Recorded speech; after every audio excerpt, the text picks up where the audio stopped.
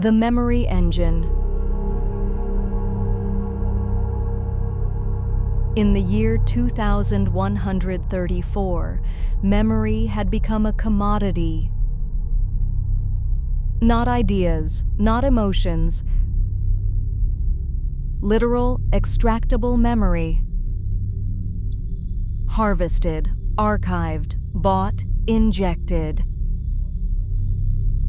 The technology was pioneered by Synapse Corp., a biotech giant that promised to revolutionize experience itself. With a neural port and the patented memory engine, anyone could relive a moment from another's life with flawless accuracy. From the mundane, a sunrise over Titan, to the extreme, a soldier's final seconds in a collapsing bunker. All emotions, sensations, and thoughts. Pure, raw, unfiltered. But the most valuable memories? The unlabeled ones. Black market deep dives, fragments found in corrupted neural cores salvaged from the dead. No source, no metadata, no ID tags, just experience floating in the dark. These were called orphans, and they sold for millions because you never knew what you'd find. Ava Lynn was a Level 7 memory technician, the highest classification granted to civilian researchers. Her job was simple: clean, catalog, and report anomalies. She'd seen it all. People dying, people killing, people begging gods they never believed in. After 8 years, it had stopped affecting her. Until File D-5731 arrived. Unlabeled, partial, origin unknown.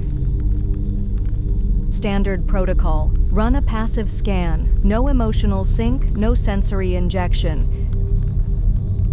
She almost skipped it. The first 30 seconds were visual only.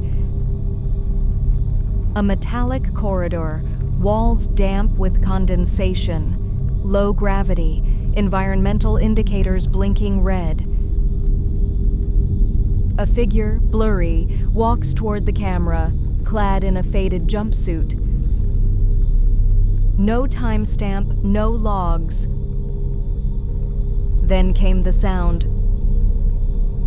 Not a voice. A mechanical pulse, deep, rhythmic, not quite a heartbeat, not quite a machine. Ava leaned forward. The signal spiked. "You're the last one who remembers," said a whisper. She paused the file. That wasn't possible. Passive mode wasn't supposed to allow auditory overlays, let alone speech. She checked the interface. No glitches, no malfunctions. Against protocol, she activated Level 1 sync, mild emotional resonance, just enough to feel what the subject felt. And that's when she felt it. Recognition. Like she'd walked this hallway before. Like she knew what was at the end. The figure entered a chamber. Circular, walls lined with cryopods, all inactive, frosted over, cracked. Except one. Active, pulsing, occupied.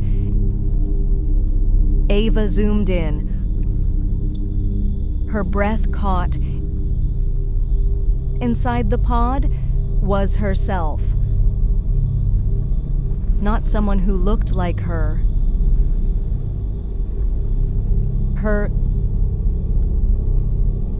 The scar on her jaw, the faded tattoo behind her ear, the chipped left canine,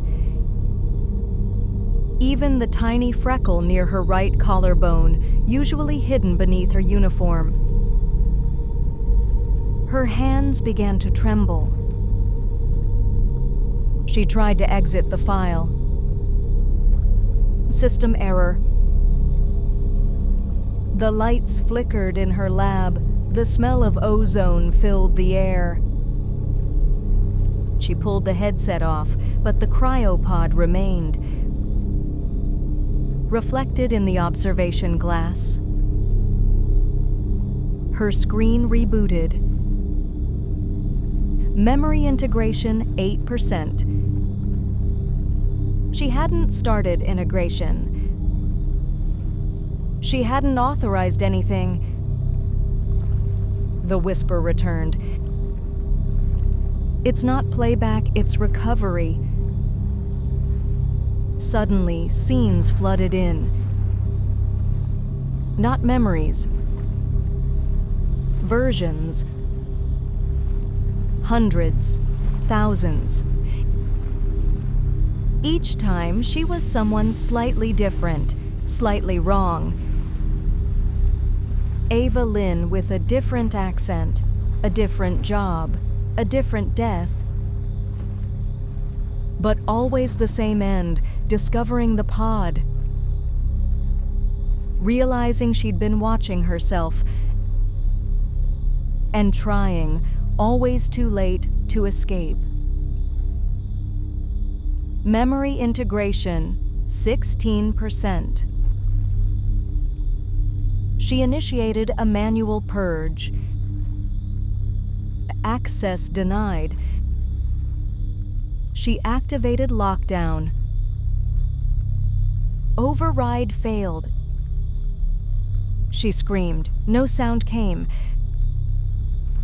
Because in the reflection, she didn't move. Her reflection blinked once, then smiled. "You're the backup," it said. "The original's been gone for cycles."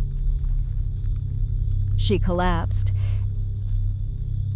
As her body hit the floor, she saw a flicker on the monitor. File D5732, ready for review. Subject, Ava Lynn. Status, unknown. Date of capture, loop 1471. Final log entry, auto-generated.